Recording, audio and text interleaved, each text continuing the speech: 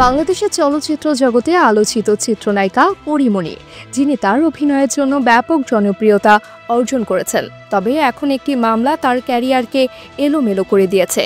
ফলে সামাজিক যোগাযোগ মাধ্যমে তার সক্রিয়তা এবং ব্যক্তিগত জীবন নিয়ে আলোচনা সাধারণ মানুষের মধ্যে ব্যাপক আগ্রহ সৃষ্টি করেছে। বর্তমানে পরীমণি একটি পুরনো মামলার কেন্দ্রবিন্দুতে রয়েছেন, যেখানে অভিযোগ উঠেছে মারধর, ভাঙচুর ও ভয় ভীতি দেখানোর।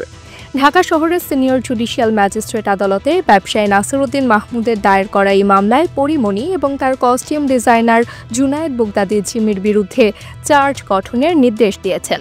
আদালত এই মামলায় তাদের বিরুদ্ধে গ্রেফতারি পরোয়ানাও জারি করেছে, যা পরীমণির জন্য একটি নতুন চ্যালেঞ্জ হয়ে দাঁড়িয়েছে।